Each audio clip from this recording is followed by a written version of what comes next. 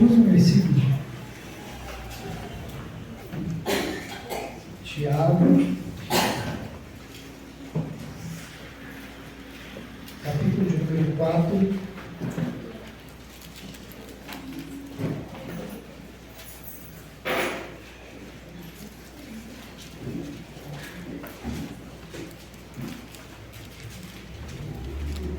Tiago, capítulo de número 4, nós leremos apenas o versículo de número 4, que nos diz assim: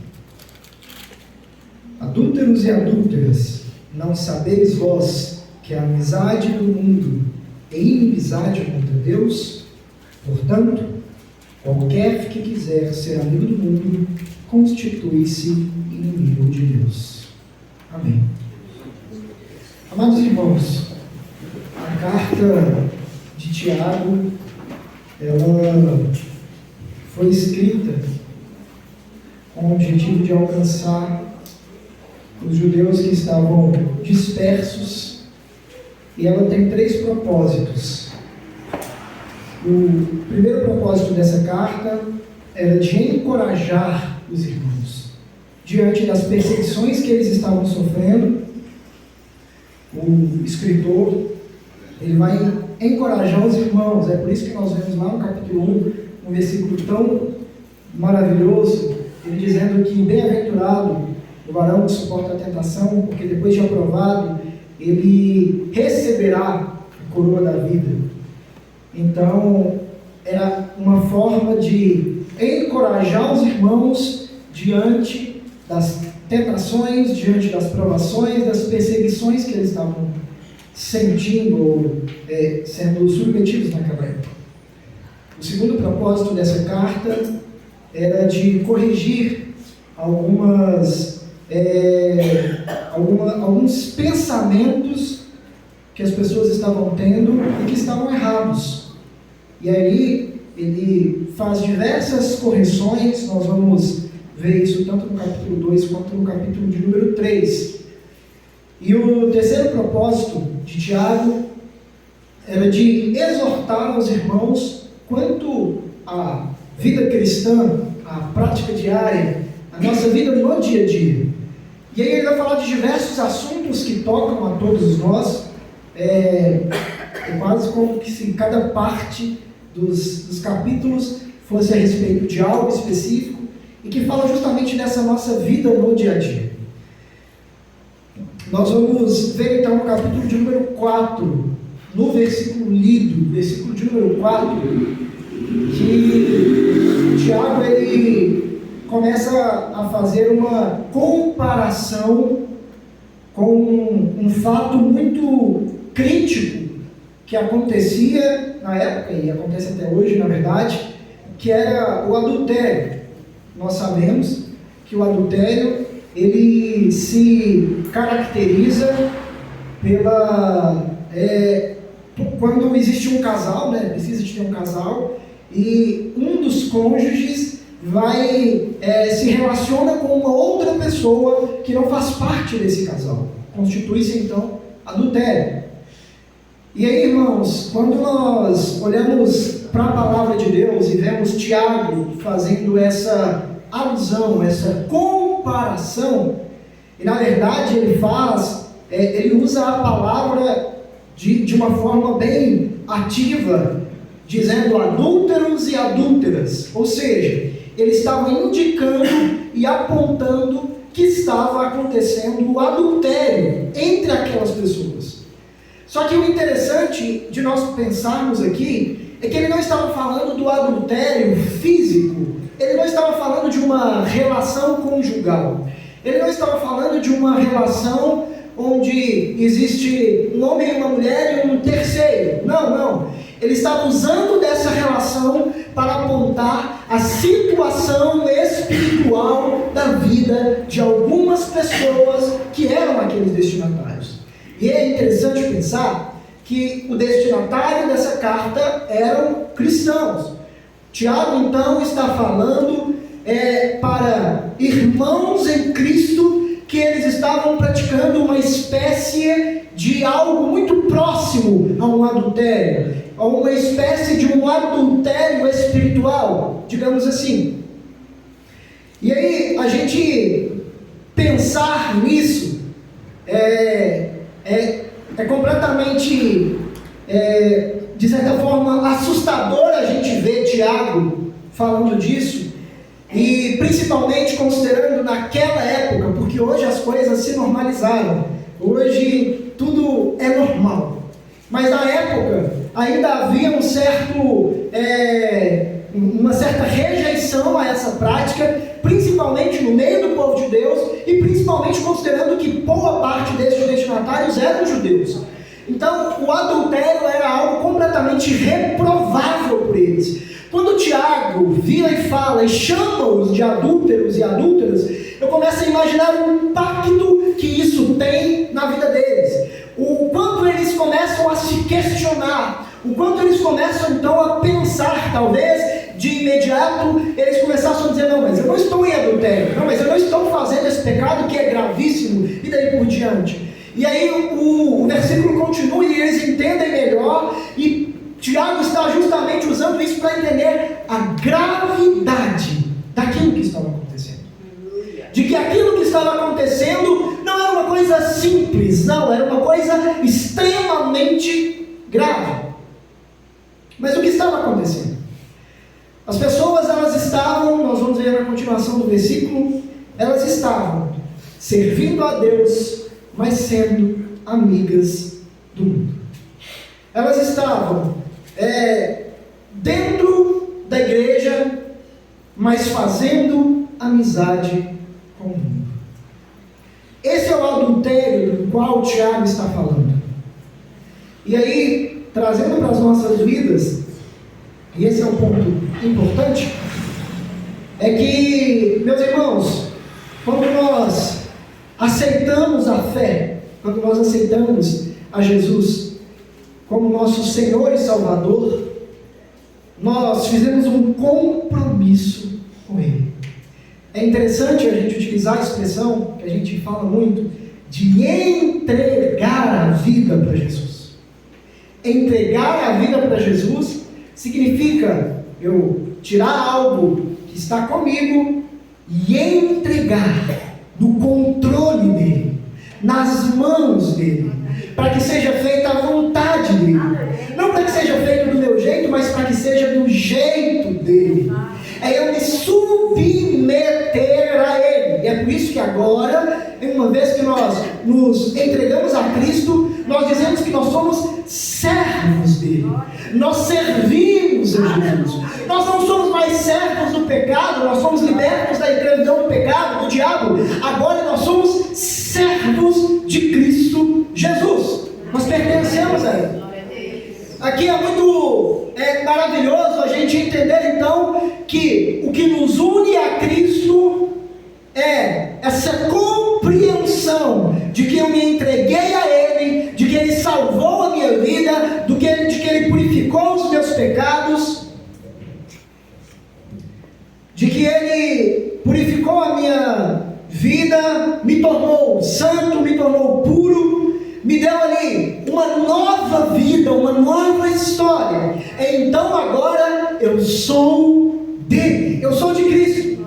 É muito parecido, quando, fazendo ainda a alusão ao que a gente está falando, é muito parecido quando um casal vai se juntar. A lógica é muito próxima, porque quando o casal se une, um dos pressupostos mais importantes de um casamento é o compromisso. Se não há compromisso entre eles, é por isso que a aliança se chama aliança de compromisso. Ela representa aquele compromisso, e a ideia é que ela seja feita de forma com um metal que é precioso, com um metal que é valioso, representando ali que aquele compromisso também é valioso, que o amor deles é valioso, e daí por diante. Assim, quando nós nos unimos com Cristo, nós assumimos um compromisso com Ele.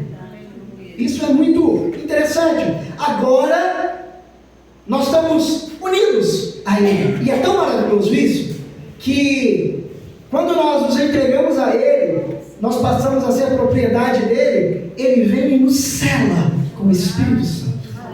Esse selo do Espírito Santo é a garantia de que somos dele, de que somos propriedade dele. E ao contrário do que se ouve por aí, o selo do Espírito Santo não é o batismo do Espírito Santo, é diferente. O selo do Espírito Santo é quando nós aceitamos a Jesus Cristo e o Espírito Santo passa a habitar dentro de nós.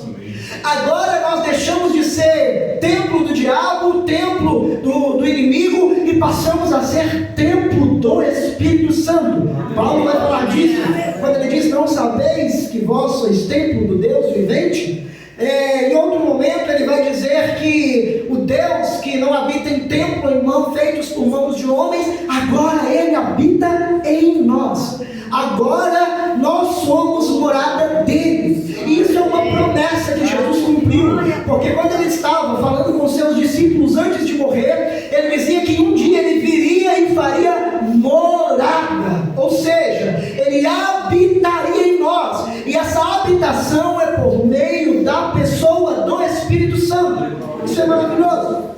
O maior bem que nós podemos ter é a presença do Espírito Santo nas nossas vidas. E quando nós temos a presença do Espírito Santo nas nossas vidas, é o selo, a garantia, o penhor de que somos dele. É por isso que Paulo vai dizer: se alguém não tem o Espírito de Cristo, esse tal não é dele. Somos dele. E conhecemos isso pelo Espírito Santo que habita em nós. Então temos esse compromisso, essa garantia, e é tão maravilhoso que a gente vai ver em diversos momentos a igreja sendo comparada então com a noiva do Cordeiro, aquela que está compromissada, desposada. No Antigo Testamento, hoje, infelizmente, isso é um pouco relativo, ser noivo de alguém não significa um compromisso tão sério assim. Mas no Antigo Testamento, quando alguém estava desposado, era quase uma garantia. O que poderia mudar era se um desastre acontecesse, talvez se aquela pessoa morresse ou algo do tipo. Quando ela estava noiva, ela de fato se casaria com aquele moço. Ou seja, nós como noiva do Cordeiro temos a garantia de que um dia nós participaremos do casamento de forma completa, que é quando nós entrarmos no céu e participarmos das bodas do Cordeiro. Então nós temos um compromisso com o Senhor. E é interessante a gente pensar nisso ainda, porque se a gente então considera que enquanto cristãos estamos compromissados, toda vez que entra um terceiro nesse relacionamento, eu abro parênteses para dizer que tudo que nós já ouvimos aqui, nós já ouvimos aqui nesse púlpito diversas vezes dizendo que Deus não está preocupado em estabelecer simplesmente um contato superficial com a gente, não. Deus está interessado em um relacionamento. Deus não quer que a gente seja visitante, Deus não quer que a gente seja pessoas que precisam dele em algum momento e por isso a gente clama por ele. Não, Deus quer que a gente se relacione verdadeiramente com ele. E se a gente pressupõe que esse relacionamento existe, nós percebemos então que nós temos um compromisso, temos uma responsabilidade de sempre estar unidos somente a Cristo. E qual que é o nome dessa responsabilidade? De sempre ser dele. Fidelidade. Quando a gente olha para um casal, o que faz um casal, uma pessoa, um cônjuge não trair o outro? Fidelidade. O que faz com que uma pessoa não coloque um terceiro nesse relacionamento? A fidelidade que ele tem àquela pessoa que está com ele. Da mesma forma, enquanto servos de Deus, nós precisamos entender que nós precisamos ser fiéis ao nosso relacionamento com Deus. Nós precisamos de ter fidelidade quanto ao nosso relacionamento pessoal com o nosso Senhor e Salvador Jesus Cristo. E é tão maravilhoso, irmãos, porque duas coisas que eu acho interessante nisso. Na verdade, eu vou falar de uma só, para não perder tempo. Mas uma coisa que eu acho interessante nisso, quando um casal está se relacionando, um fato decisivo para que a fidelidade ela possa existir, não único, mas é um fato decisivo, é o amor. É por isso que as pessoas falam aí num jargão, quem ama não trai. Porque é considerado que o amor impede as pessoas de cometerem um adultério, de cometerem uma traição. E da mesma forma, no sentido espiritual, a gente pode relacionar. O que faz eu não interromper o meu relacionamento com meu Deus? O que faz eu não trair esse relacionamento que eu tenho com Deus? O amor a Ele. É por isso que Jesus vai dizer que aquele que me ama guarda os meus mandamentos. Irmãos, quem ama quer estar perto. Quem ama quer se relacionar. Se a gente ama a Deus, a gente não vai deixar com que nada e nem ninguém impeça que o nosso relacionamento com Deus seja efetivo. A gente não vai deixar que nada e nem ninguém impeça ou atrapalhe esse meu relacionamento com Deus. Então, nós seremos fiéis. Quer ser fiel a Deus? Ame ao Senhor. Ame ao Senhor acima de todas as coisas, de toda a tua alma, de todo o teu entendimento, com todas as tuas forças. Ame ao Senhor mais do que tudo, e você será fiel a Deus. E aí, o que eu quero dizer aqui para nós nessa noite, e que o Senhor tem falado no meu coração, é que nesse relacionamento hoje em dia de muitos cristãos com o Senhor Jesus Cristo, tem entrado um intruso, tem entrado aí algo, um terceiro, que tem feito com que muitas pessoas se enquadrem na mesma condição do que aqueles irmãos estavam. E essa terceira pessoa, vamos dizer assim, que não é uma pessoa exatamente, mas esse terceiro é o que Tiago vai citar: o mundo. É interessante a gente pensar, e nós gostamos de dizer muito isso, nós somos livres do mundo, libertos do mundo, nós somos libertos da nossa vã maneira de viver. Glória a Jesus por isso. Mas o problema é quando a gente assume um compromisso com Cristo, mas deixa o mundo entrar no meio desse relacionamento. Se nós deixamos o mundo entrar no meio do nosso relacionamento, nós estamos na mesma condição de um adúltero espiritual, na mesma condição de um infiel diante de Deus, na mesma condição de alguém que traiu o nosso compromisso com Deus. E aí nós vamos ver que existem algumas formas ou algumas maneiras de como as pessoas se relacionam com o mundo. E aí, observem de novo a palavra: relacionamento. Tem gente que quer relacionar-se com Deus, mas não deixa de se relacionar com o mundo. E quando eu falo relacionamento, eu não estou falando de algo esporádico. Quando eu falo de relacionamento, eu não estou falando de algo que acontece por acidente, não. Eu estou falando de algo contínuo, um compromisso. E talvez você poderia pensar, mas eu tenho compromisso com Deus.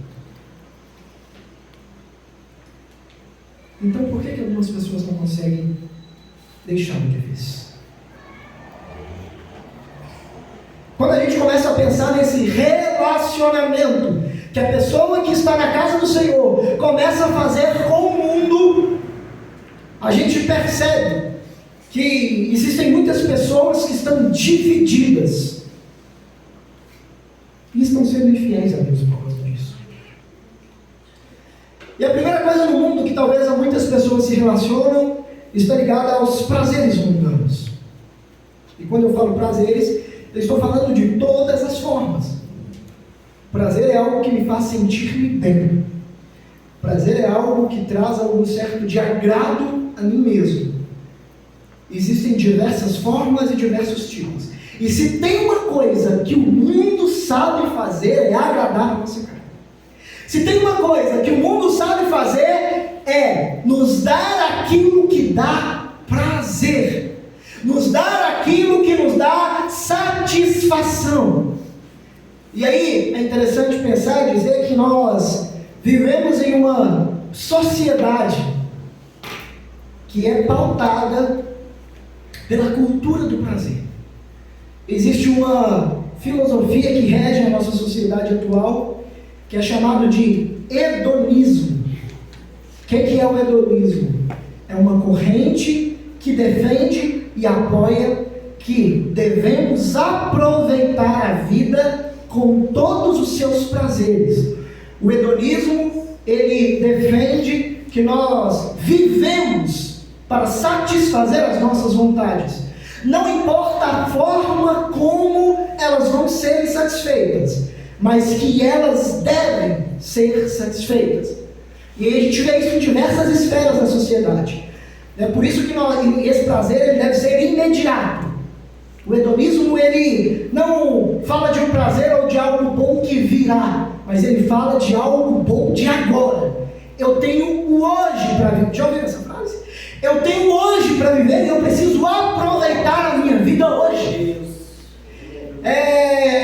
Não, você deve fazer aquilo que te agrada, aquilo que te satisfaz. É por isso que um dos grandes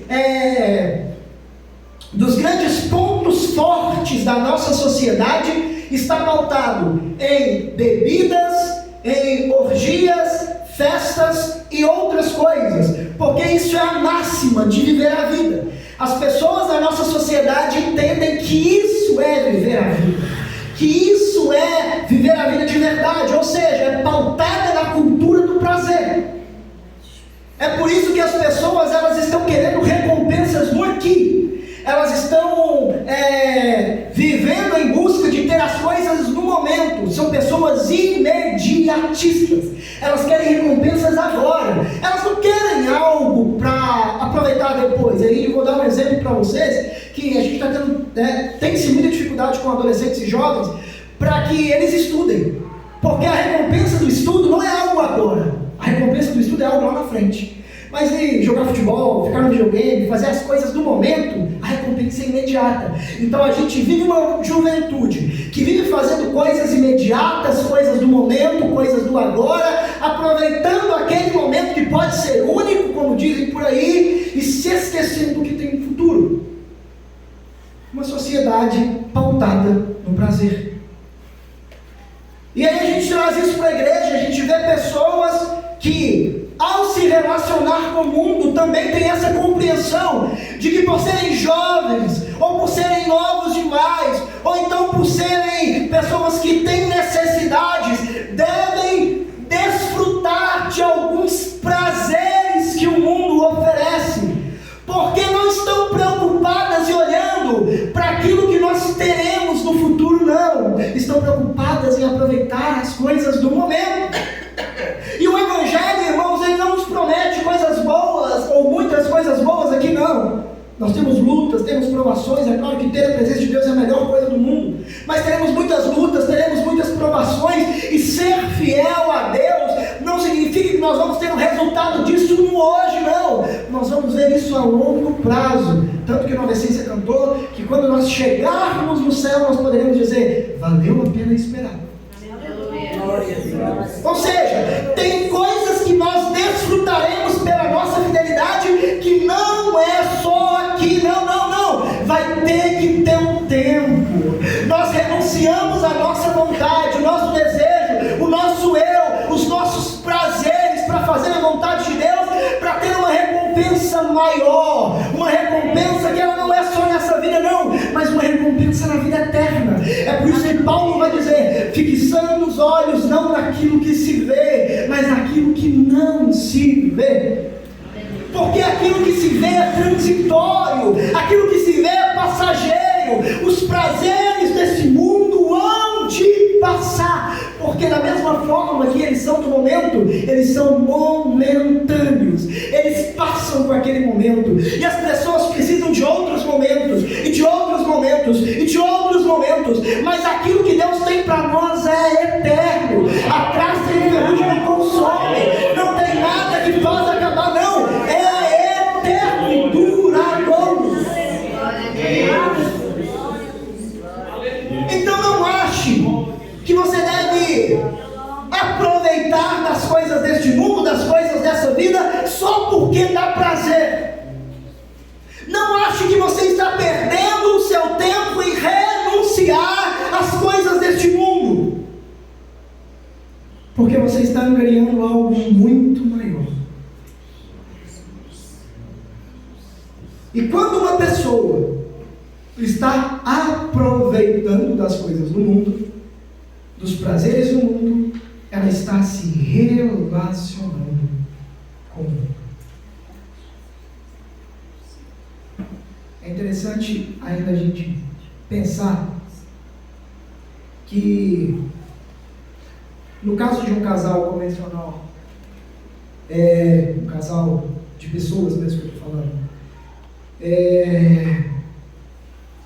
a gente vê que o adultério ele tem uma característica curiosa. Por quê? Porque o adúltero ou a adúltera, ele não rompe com o relacionamento para criar outro. Ele não interrompe o relacionamento com uma pessoa para criar outro, não. Ele mantém os dois. De forma geral, mantém os dois. Até que um descubra, né? Mantém os dois. A intenção dele é de manter os dois relacionamentos. Por quê?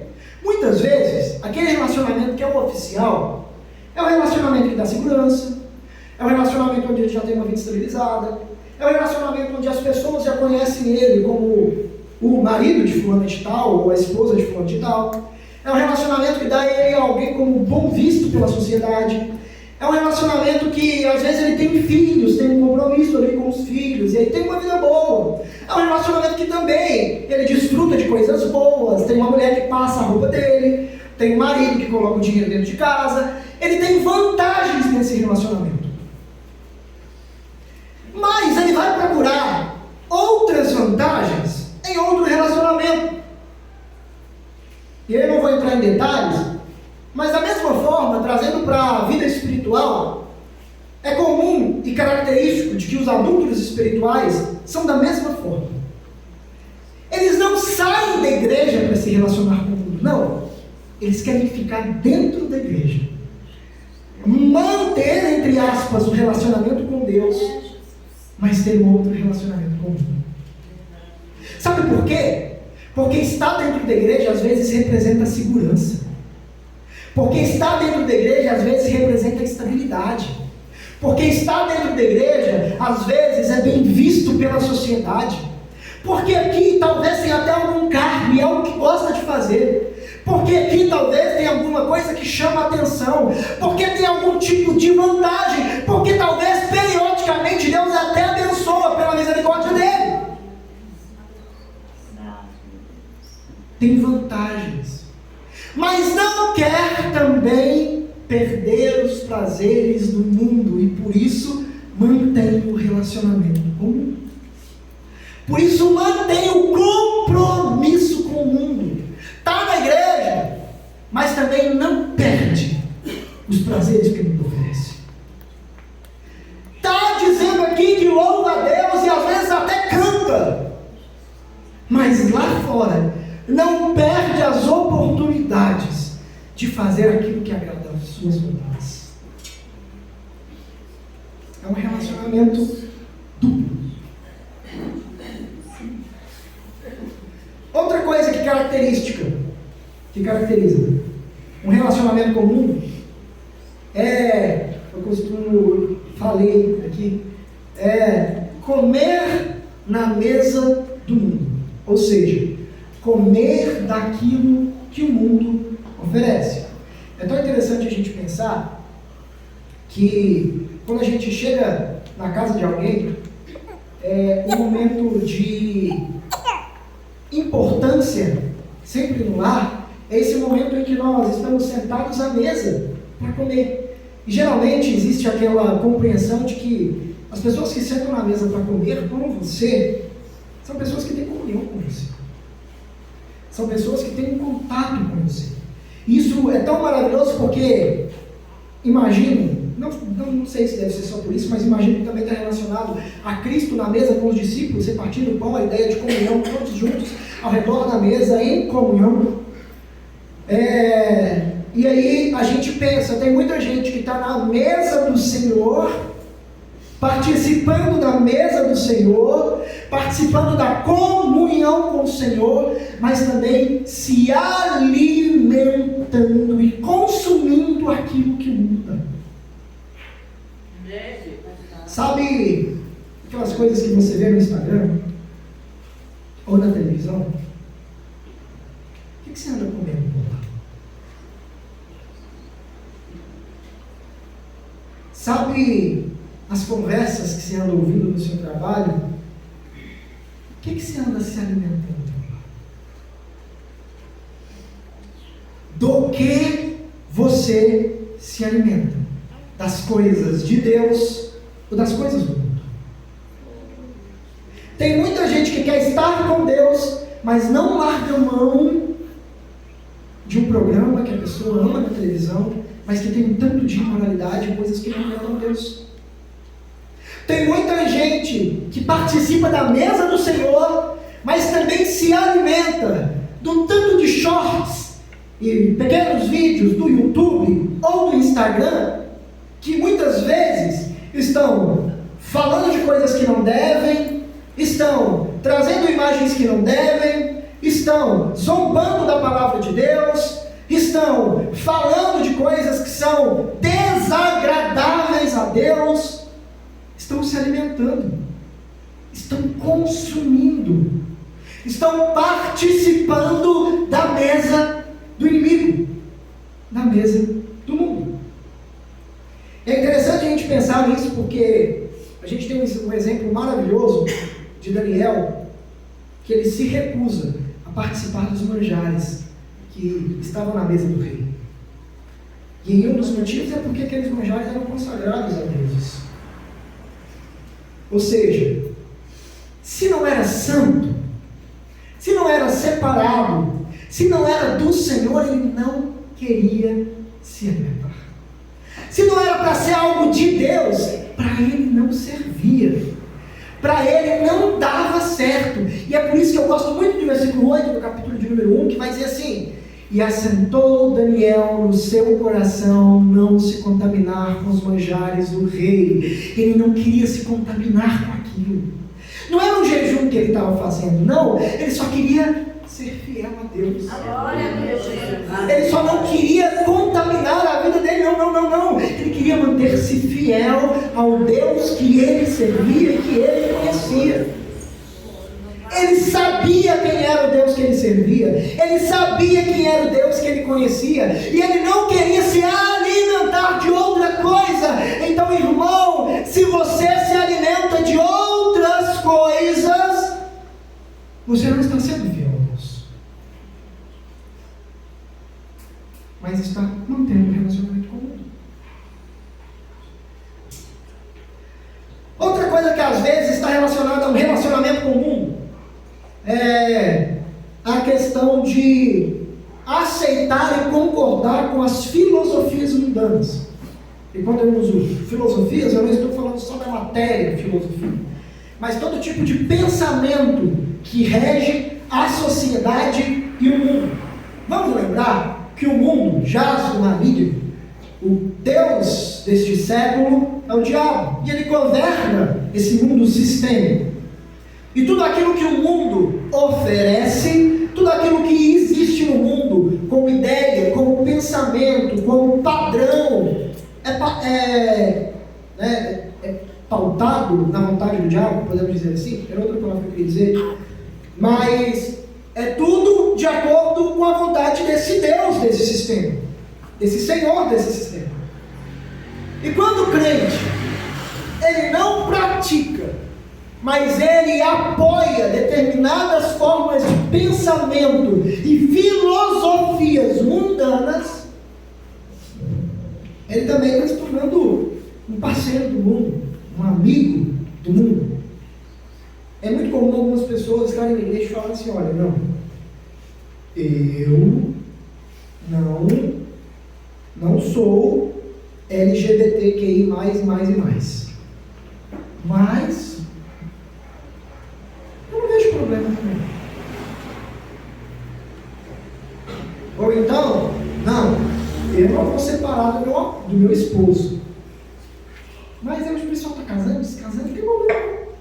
Não vejo mal nisso,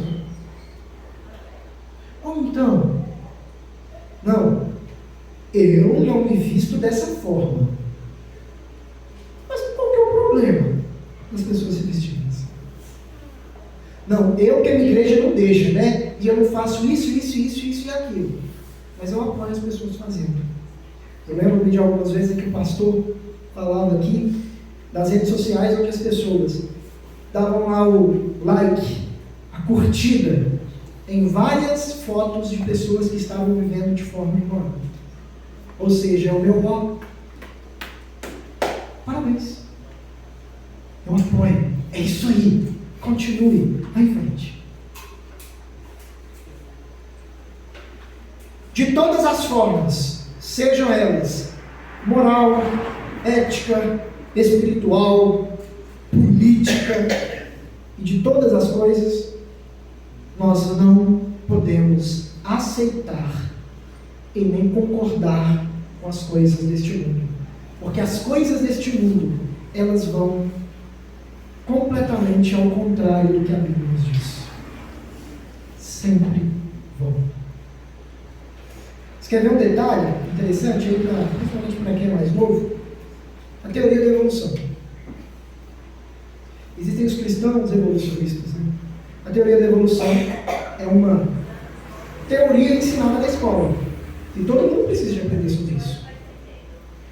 E aí, quando a gente considera que nós somos cristãos, e a teoria da evolução ela vai contra a palavra, eu não posso apoiar esse tipo de teoria. Eu não posso concordar com esse tipo de teoria. Mas eu tenho que me manter fiel à palavra. Irmãos, nós não temos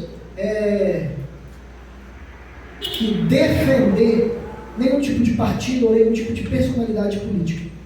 Mas seja da direita, da esquerda, do centro, sei lá, de cima, de baixo, de onde que vier. Tudo aquilo que for contra a palavra deve ser rejeitado e nós não podemos apoiar. Nós não podemos ser participantes de nenhuma dessas coisas, de nenhum tipo de ideologia que fere a palavra de Deus, porque senão nós estaremos sendo apoiadores, amigos do mundo. Um outro detalhe que acontece muito quando as pessoas são amigas do mundo é quando as pessoas querem então se igualarem ao mundo. Já ouviram aquela expressão que é muito comum? Eu já ouvi isso algumas vezes. De quando você anda muito com uma pessoa, quando você é amigo de uma pessoa, você começa a ter algumas ações parecidas. Às vezes sua forma de falar,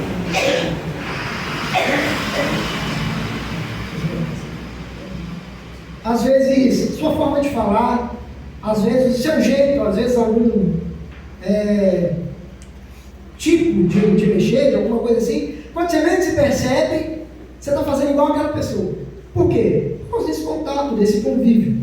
Da mesma forma, aquele que é amigo do mundo, de tanto que ele está próximo do mundo, das coisas do mundo, ele começa e tende a querer se parecer com o mundo. Sabe aquele sentimento que às vezes vem no nosso coração, mais ou menos assim, eu não posso fazer determinada coisa, né, porque eu sei que desagrada a Deus.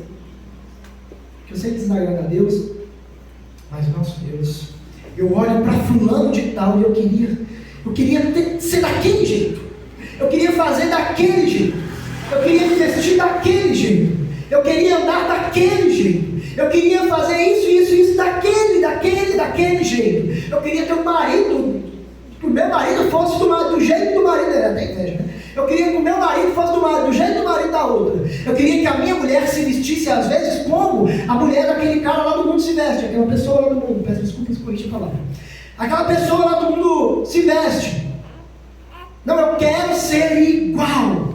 Eu quero fazer parecido. Tem muito crente que está se igualando ao mundo em todas as formas, seja na forma de cultuar. Quantas igrejas têm se adaptado e trazido o mundo para dentro de si, colocando um culto que na verdade não tem uma modalidade de um culto cristão, mas de qualquer outro evento social e mundano.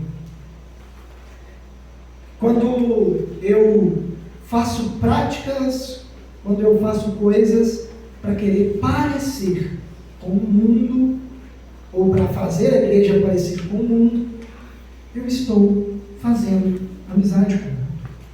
Estou sendo um adúltero diante disso.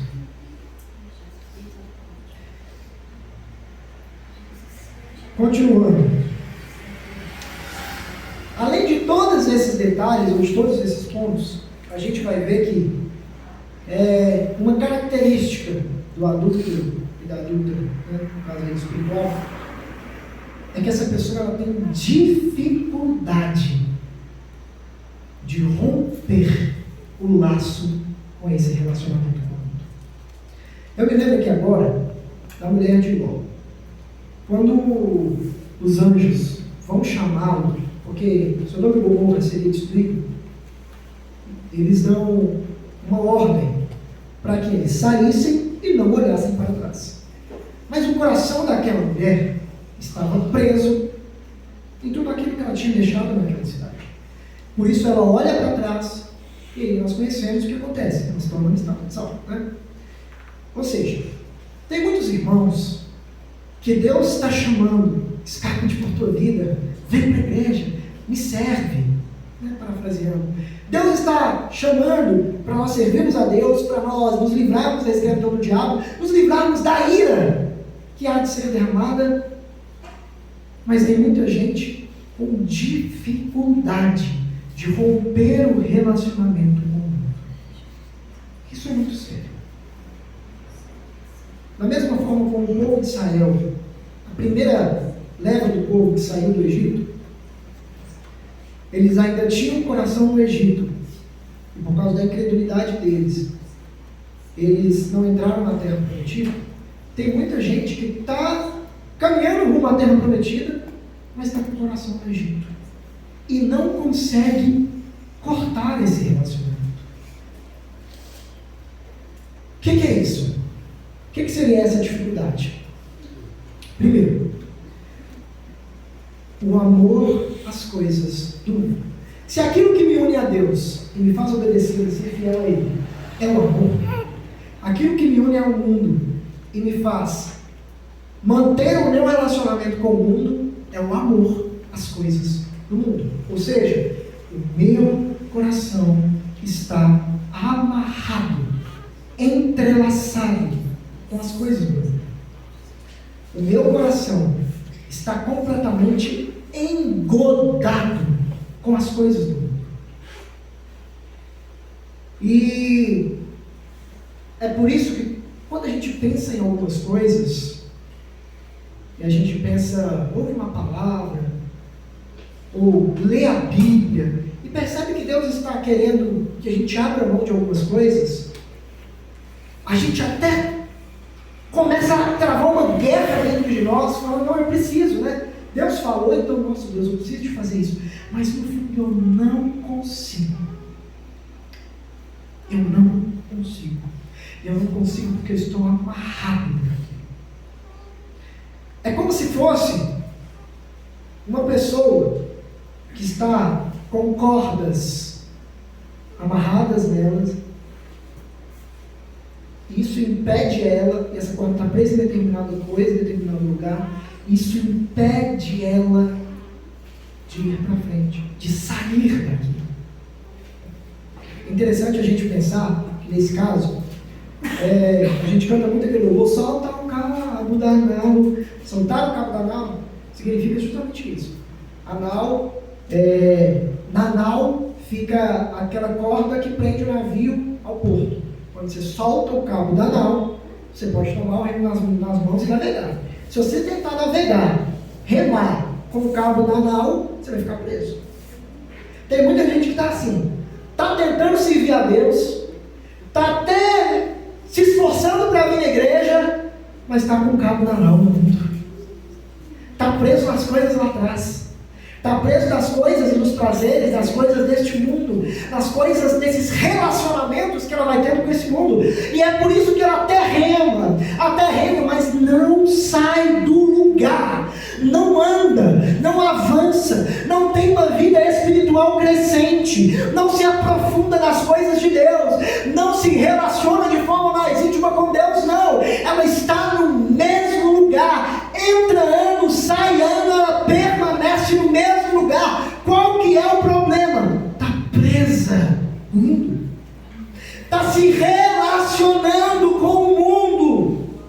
Ei, irmão, a vida cristã não deve ser uma vida estática, a vida cristã não deve ser uma vida parada, não. A vida cristã é uma vida de constante crescimento, constante mudança. Cada dia nós conhecemos mais e mais de Deus, nós nos enchemos mais e mais de Deus. Se nós estamos estagnados, existe algo que está me prendendo, e esse algo é algo que me prende no mundo, e é algo que eu ainda não tive coragem de romper, de cortar, de impedir, de arrancar, de desarraigar da minha vida. A palavra que o Senhor tem para nós nessa noite é: corte esse relacionamento. Corte o relacionamento com tudo aquilo que é do mundo.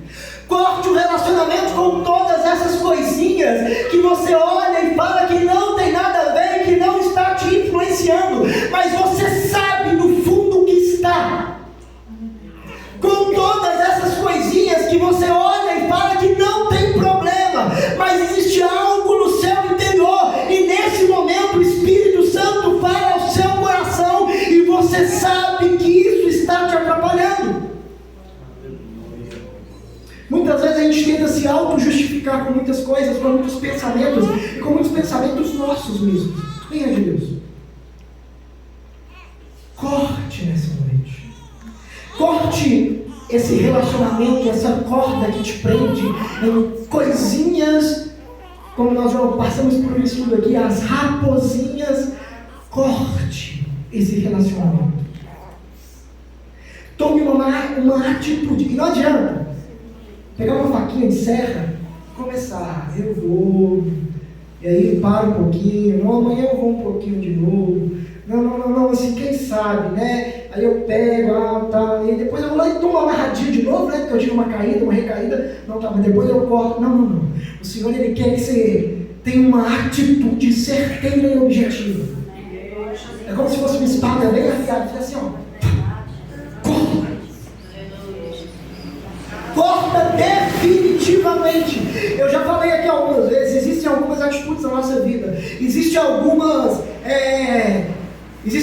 ações na nossa vida, alguns momentos em que nós temos que tomar uma atitude radical. Cristo fala um pouco dessa radicalidade do Evangelho, quando Ele vai falar: se a tua mão te faz pecar, corte-a. Claro que não é para ser literal, mas Ele está te mostrando que se tem algo que te afasta dEle, se tem algo que não agrada a Ele, se tem algo que impede o seu relacionamento com Ele, interrompa definitivamente, corte definitivamente, não deixe nenhum resquício, lance para longe de você e passe a servir a Deus por completo, por inteiro. Interrompa esse relacionamento de adultério e seja único e exclusivo do Senhor. Seja fiel a Ele, completamente dele, só dele e de mais ninguém. Não adianta, pois não é possível servir aos dois senhores, somente um. Então, se você decidir decidiu servir a Deus, sirva-o por completo, por inteiro, de verdade. Mas se você não decidiu servir a Deus, não adianta insistir em ficar dentro da igreja. Se está aqui, e para estar, esteja por inteiro fazendo a vontade de Deus, porque só assim valerá a pena servir a Deus. Porque, como disse aqui, as promessas que nesse livro estão contidas são para os fiéis e não para os infiéis. Termino dizendo o que Tiago fala: portanto, qualquer que quiser ser amigo do mundo constitui-se inimigo de Deus. Se você quiser fazer as coisas do mundo, viver as coisas do mundo, ser amigo do mundo, você é o inimigo do Senhor, o inimigo de Deus. Irmãos, alguém querer ser meu inimigo, nem precisa de ficar com medo, mas ser inimigo de Deus não é nada fácil. Então, irmãos, opte: ou você é amigo de Deus, ou você é inimigo de Deus. Viva para fazer a vontade de Deus e servi-lo com toda a sinceridade. Deus abençoe os irmãos em nome de Jesus.